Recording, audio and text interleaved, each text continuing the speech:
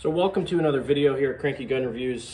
I started a series probably 2 weeks ago called Like Caliber Firearms. So that's referring to a pistol and a rifle that use the same caliber.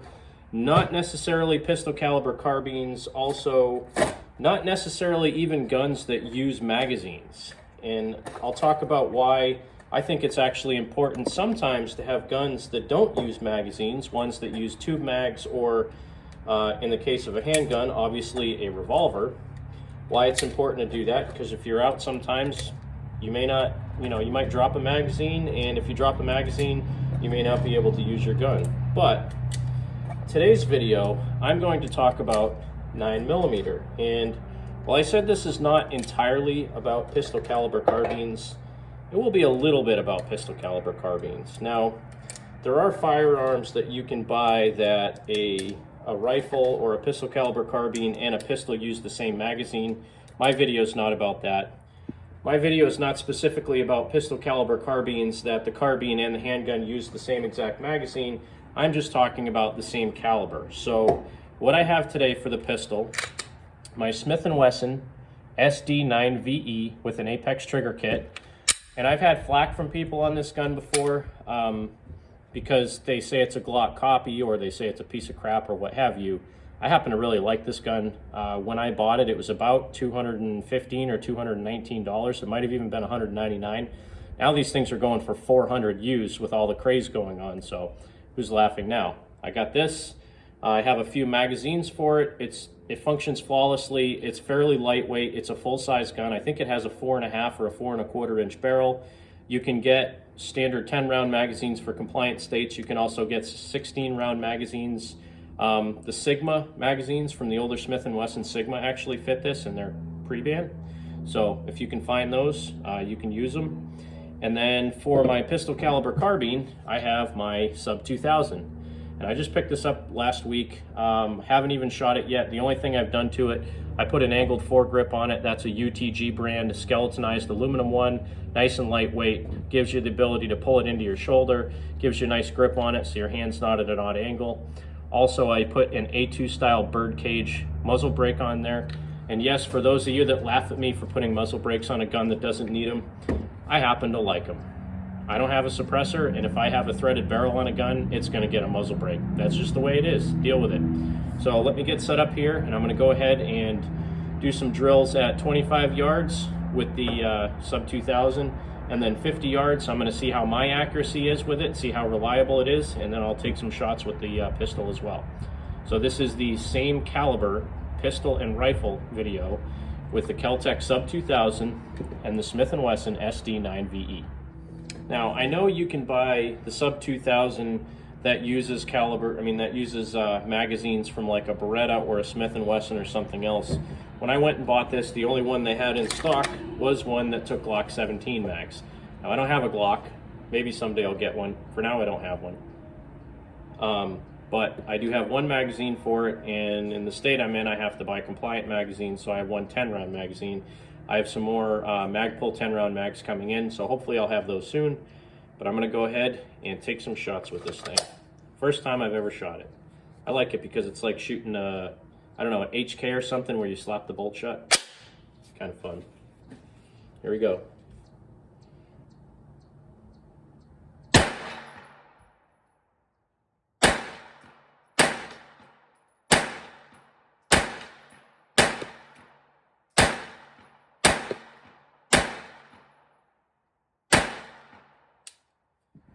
So, first 10 shots, first impression.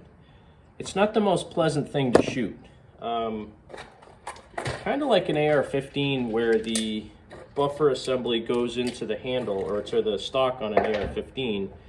This kind of has the same type of recoil assembly where the whole bolt basically reciprocates right on your cheek.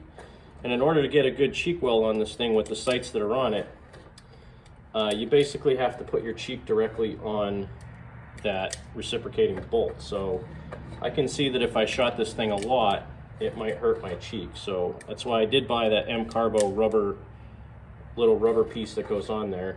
So let's see, I'm gonna do another 10 rounds here. That was a little bit high at 25 yards, which I'm not too worried about it. I want to get this sighted in 25, 50 yards and see how I do. Not too bad. Windage was just about right. I was shooting kind of fast, but let's go ahead and put another 10 through it and see how she does this time.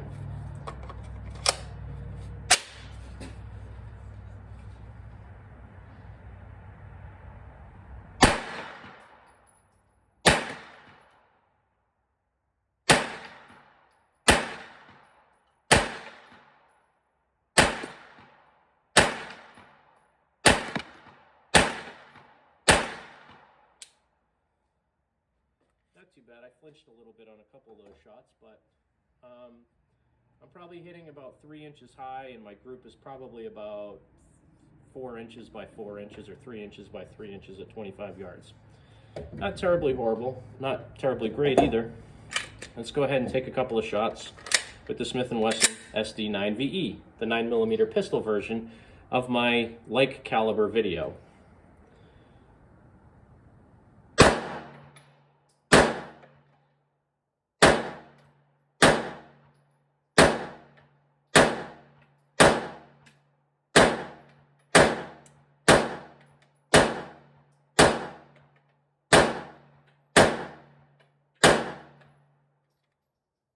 Too bad. Small sights, I'm still shooting at that same 25-yard target, so I'm hitting a little bit below the bullseye, about 3 inches low with this at 25 yards. But again, pistols aren't really meant to be shot at 25 yards. I always like to push myself. Kind of like Buffalo Outdoors. He does those man's gotta know his limit videos. Well, I'm not quite that extreme with my handguns, but I do like to see how well I can do 25 yards, because sometimes it's realistic if you're gonna shoot at 25 yards. So here we go.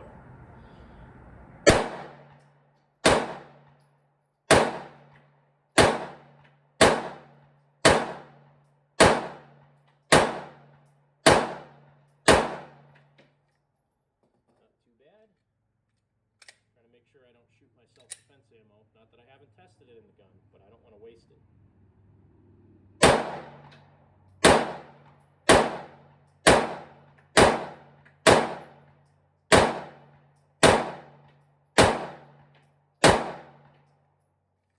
Alright, and the 9mm, the handgun, was about 3 inches low at 25 yards. But again, this isn't really meant to shoot at 25 yards. So I'm going to go ahead and load the Sub2000 up again, and then I'll take it out to 50 yards.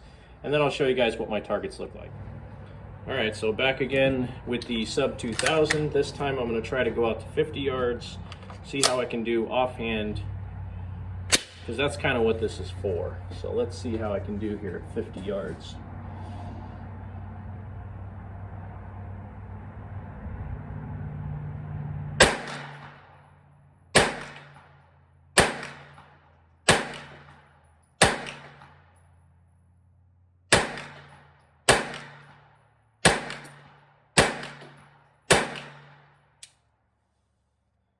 I think I'm right on at 50 yards. Like, I'm a little shaky on the target, but honestly I'm aiming at about a 6 or 7 inch, I think it's a 7-inch round target at 50 yards. And I think most of my rounds are on target. I think somebody's over at the shotgun range right now. So I'll probably have to cut this short.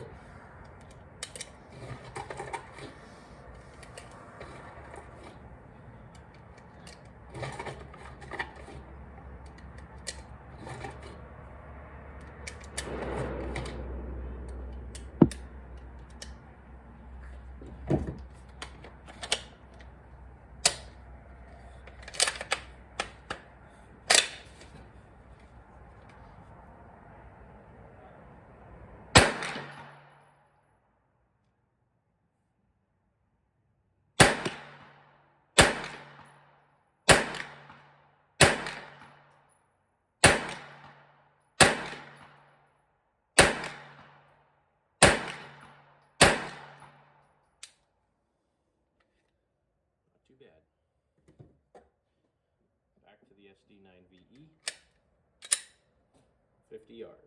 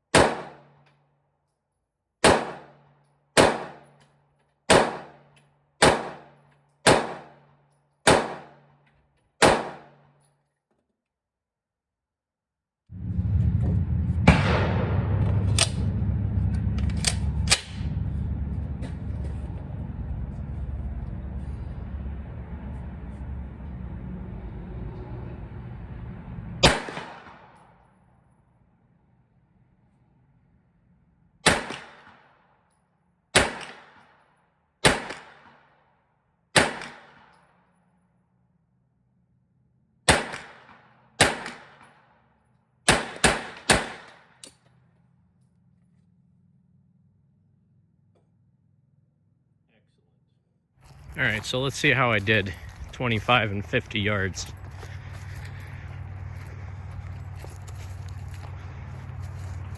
All right, so this group here, that was the Sub2000 at 25 yards, a little bit high and a little bit to the right.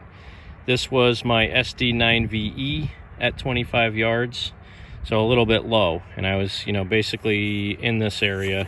Again, 4.5-inch sight radius isn't great, and I think I was shooting in between these two targets a little bit. So a little bit low at 25 yards with a 9mm handgun, but again, 25 yards, I'm still all torso shots, and that's an 18 by 10, so that's much smaller than a man. That would be like shooting at a very small something at 25 yards. So that's my 25-yard target. Let's go look at my 50-yard here, and then I'll vamoose out of here. Ooh, I was high with 50 yards with the Sub2000 too. It would appear. All over the target though. So this 50 yards, I was aiming for this target. I got a bunch of them in there, but a bunch of them a little bit high and right. So looks like I'm gonna have to adjust the sights on that thing. And then I was shooting at this one with the 9mm handgun. So probably a little bit low in that front, but ooh, that would have hurt. Anyway, there's my targets. That's probably going to do it for today's video, Cranky Gun Reviews. Thank you all for tuning in. I appreciate you coming out and watching me shoot the Kel-Tec Sub2000 and the Smith & Wesson SD9VE. Make sure you support your two-way rights. God bless America. Have a great day.